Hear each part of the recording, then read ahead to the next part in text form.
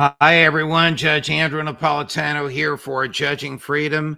Today is Monday, November 11th, 2024. Ray McGovern will be with us in just a moment on Trump, Putin, and Ukraine. What's next? But first, this. We're taught to work hard for 35 to 40 years. Save your money, then live off your savings. Unfortunately, there are too many threats undermining the value of our hard-earned dollars. The Fed's massive money printing machine is shrinking your dollar's value. Just the cost of groceries is absurd. Let me be brutally honest. I think the dollar is on its way to being extinct, not just here, but globally. The BRICS nations, led by Russia and China, threaten to remove the dollar as the world's reserve currency. Central banks have been shifting away from the dollar and into gold. If we go to central bank digital currency, that will not only destroy the dollar, but we will lose our freedom. We will lose our privacy. They can track anything we do. You need to take care of yourself and your family. So here's what you need to do. Immerse yourself in knowledge and information. The writing is on the wall. Now is the time to consider shifting some of your dollars into gold and silver as your bedrock financial asset. Call my friends at Lear Capital, the leader in precious metals, investing for over 27 years. They help me diversify into gold and silver. They can help you too. Call Lear today at 800-511-4620, 800-511-4620, or go to LearJudgeNap.com. There you are. Welcome here, Ray McGovern. What do you think is the Kremlin's view? They haven't really stated it other than some public niceties. But what do you think the Kremlin's real view is of Trump's election? Well, Judge, it's Veterans Day, Armistice Day. A lot of my comrades from Fort Benning didn't come back from Vietnam. Let's start with just 2 or 3 lines from that famous In Flanders Fields poem. In Flanders fields, the poppies blow between the crosses, row on row, that mark our place.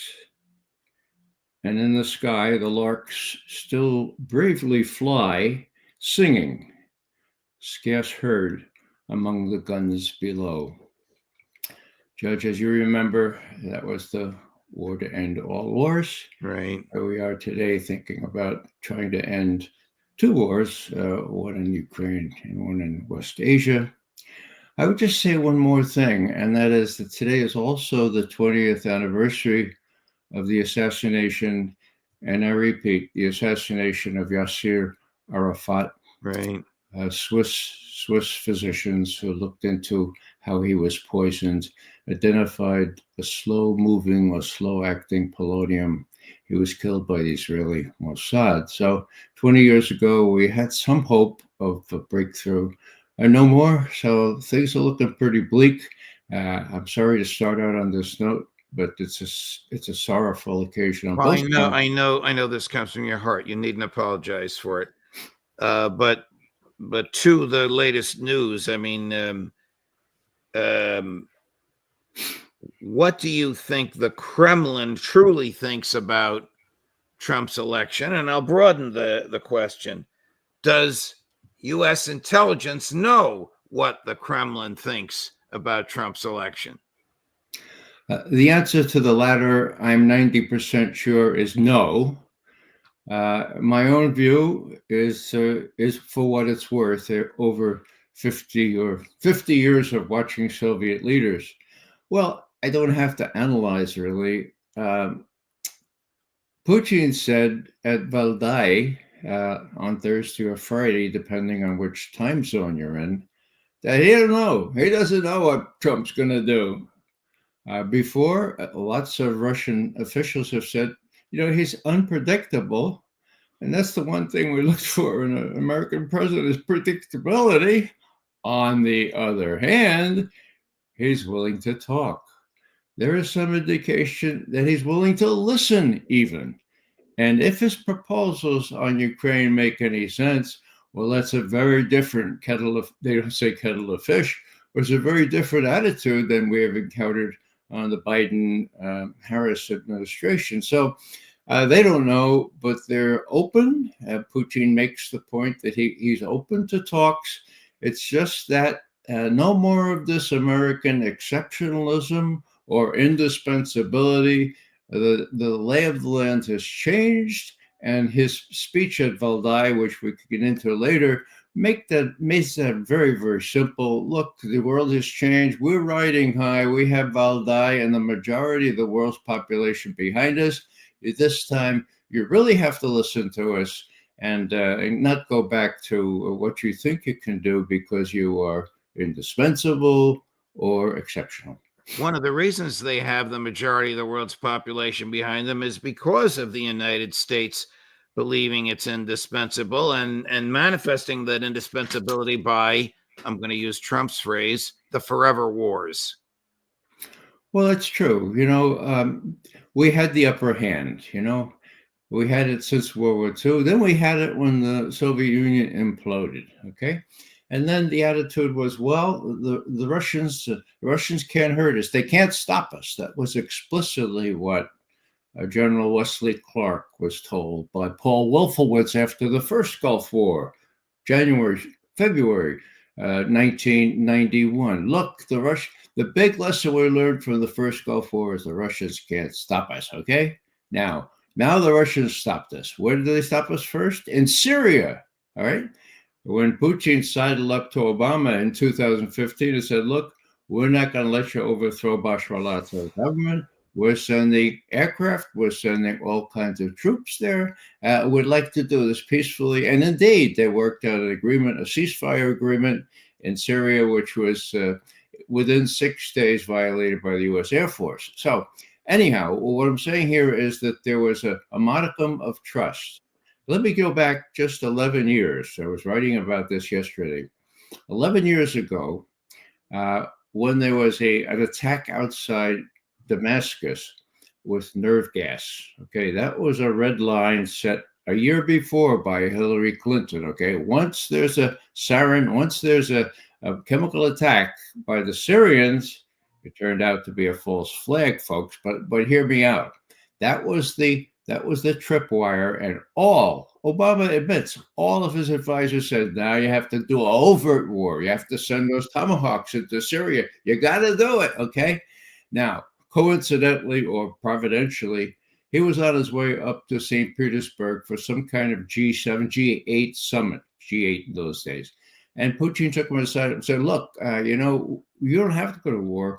We have persuaded the Syrians to destroy their chemical weapons under UN supervision on a ship. If you'll provide the ship, you have two of them, a ship specifically outrigged to destroy chemical weapons. What do you think? And Obama said, thanks for pulling my chestnuts out of the fire. I'll go back and tell John Kerry and the rest of them, no war. Now, at that time, that was early September 2013. At that time, the New York Times ran an op-ed by Vladimir Putin. And what he said in there is, look, I am really delighted at the growing trust, not only between our two countries, but between myself and President Obama. The only thing I don't agree with, says Putin in this last paragraph, is that there are exceptional countries in the world. This is what President Obama said just last week in a big speech. I don't believe there are any exceptional countries in the world. There are good ones. There are people close to democracy, some farther away from democracy. But when God looks at all the nations of the world, he considers them all equal. Okay, end quote.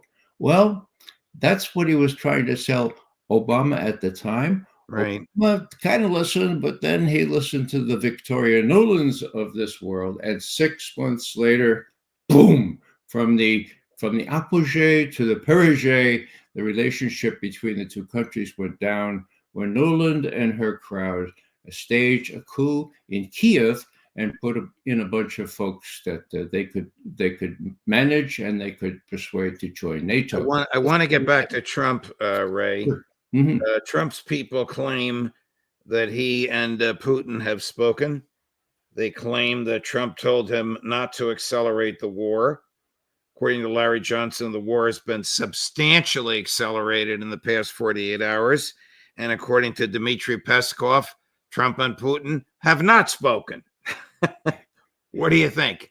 This is a real sad story for me personally, because I had a wonderful article all set to run at noon today on Consortium News on the premise that what the Washington Post was saying from several well-plugged-in sources was true. That is, that there was a conversation between Trump and Putin on Thursday. There wasn't any. Не было разговора, says Peskov. There wasn't any conversation. This is all pravda on the Potomac, so to speak.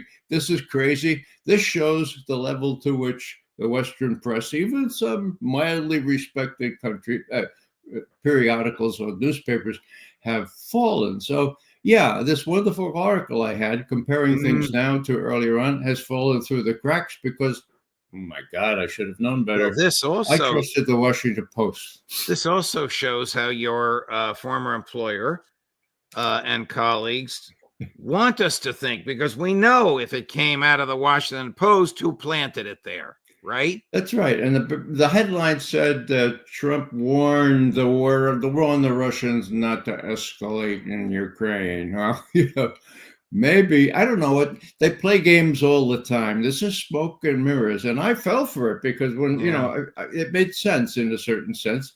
But then when I compared what they were saying happened on Thursday and what Putin was saying the same day and early Friday in Valdai, I said, wow, well, we'll go with it anyway, because this is the first time two American presidents or presidents-elects or former presidents have talked in 2.5 years. That's news. I'll lead with that. Right. And that was, of course, taken in by the Washington Post. I should have known better.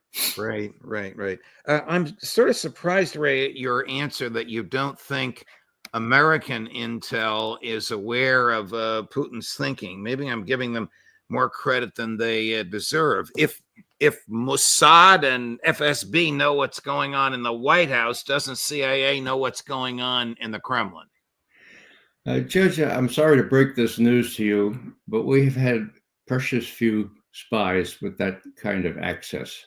When I joined the CIA, we had a really good spy. His name was Penkovsky. He was very high military folks. He was wrapped up.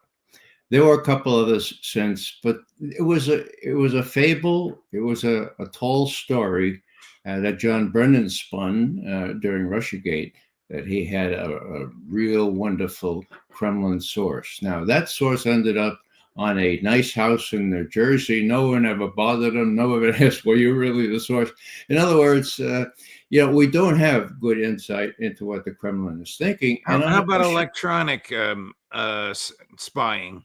Well, the state of the art is not only really good for aggressive monitoring, but for defensive prevention. So it could be we have very sophisticated things get through, but usually Russian security is so good that usually they're careful enough to prevent this. You know who agrees with you there is Ritter.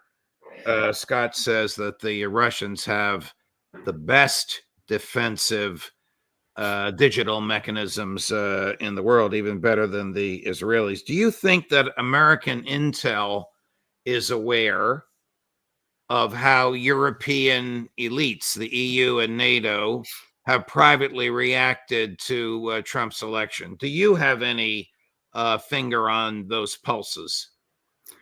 Well, I know that the German government is about to collapse. Right.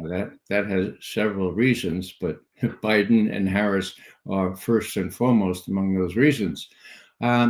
It's not necessary to have special spies in these countries. We have such close relations that even the embassies are very good at reporting reactions if they report candidly and objectively. Question is somebody telling Biden, look, Joe, my God, when you let Bill Burns tell his people to blow up the Nord Stream pipeline, my God, the economy in Germany and the rest of Russia and the rest of Europe is going down like this, and now, we ought to kind of fess up, but we ought to try to help them instead of dunning them for more help for Ukraine.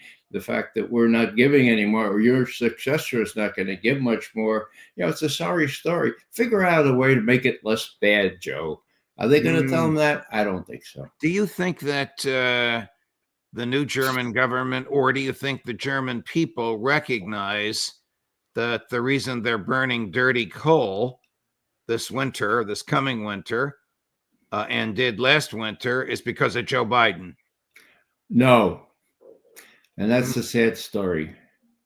Nobody will admit, except for Cy Hirsch and a few of us, what truly happened to the Nord Stream pipeline. Very few Germans know about it. Cy used to have contacts where, when the New York Review of Books or the London Review of Books wouldn't publish him anymore, he published in German periodicals. He had friends there, and they translated immediately from English into German, and vice versa. So when that all petered out, Cy can't get published. The premier investigative reporter of our era, okay? And he wrings his hands. I remember him talking to Bob Perry, my mentor in journalism, and they're both wringing their hands. What the hell has happened to our profession? And why can't anyone let us into the major media? It's just a very sad story. And as a result, in answer to your question, the European populace knows very little. And my friends in Germany tell me that, sadly, there are only about 30% of people that have any idea that it was the United States, specifically the CIA, that blew up those Nord Stream pipelines. I don't have a good handle on German politics, but would any of Chancellor Scholz's opposition, when they have their election in the spring, be running on the platform, you let Biden do this? The reason we have lousy heating and are breathing foul air is because of you. Or doesn't it work that way? Well, so far, the best example of the new look in German politics is a woman who broke off from Die Linke, the left party that forgot its roots and started to be the middle party, okay? Her name is Sarah Wagenknecht, okay? Yes. And she's gotten 12, 13, 14% of the vote in some of those formerly East German provinces. Now, she and the AfD, the Alternative für Deutschland, the rather right-wing party, they have a majority in some of those provinces. But they don't see eye to eye on a lot of things, on immigration and stuff like that. So it's a real duel between the old Christian Democrats and the Social Democrats that used to rule the roost in Germany, and these new parties. One of them looked on as very dangerous, the AfD, and Sarah Wagenknecht, who is really looking on the truth here. Her deputy, a woman named Sevim Dagladen, she said this about what you need to know about politics in Germany and internationally. Unser erster Pflicht, our first duty, ist sich bei diesem Königreich von Lügen nicht dumm machen zu lassen, which means our first duty by this Königreich, this kingdom of Lügen, of lies, ist nicht dumm machen zu lassen. Don't let ourselves be made dumb, okay? Now, she got really good resonance among 15, 20% of the German people. They're working their way up. They used to be 3%. So that's the hope. They're going to have to be in some kind of coalition with somebody else. Hopefully not the AfD, which is really. Let's get back to Ukraine. Trump boasted several times during the campaign he could end the war in 24 hours. How could he possibly do that? Well, he can't. And Putin, tongue-in-cheek, said, "I'd really be interested. I wonder how he plans to do that." Well, he's not going to do it in 24 hours, but he may do it just as he comes into office. It all depends on whether he listens this time to what Putin was saying just recently in Valdai. Look, the time is to listen to the reality. Right. We can proceed from earlier agreements, but we have to recognize the lay of the land on the ground We're not going to give up our military advances. We're going to deal, but only if you recognize that we have core interests here, and that we're willing to deal, but on the basis of new realities that have taken place over the last 2.5 years. Last subject matter. You and Larry and the others who've spent your careers or part of your careers in the intelligence community have educated me that the raw intelligence on the ground in the field from electronics is not always what makes its way to the Oval Office. What makes its way to the Oval Office is what the people speaking to the president think he wants to hear. How easily can the intelligence community pivot from telling Joe Biden what he wants to hear to telling Donald Trump what they think he wants to hear? It all depends on people, Judge. It all depends on who Trump selects to be the head of the CIA, and that post above the CIA, the National Director for Intelligence, who is now that woman named Haynes, Avril Haines. If he picks good people and they are courageous enough to bang some heads, it'll take them a while. It may take them all of 4 years, but they could get honest intelligence from folks. Witness the fact that this precise thing was done in 2007 on the question of whether Iran was working on a nuclear weapon. An honest person came in, ran a national intelligence estimate and said, no, they're not. Okay. And the result was no attack on Iran during that last year before Bush and Cheney rode off into the western sunset.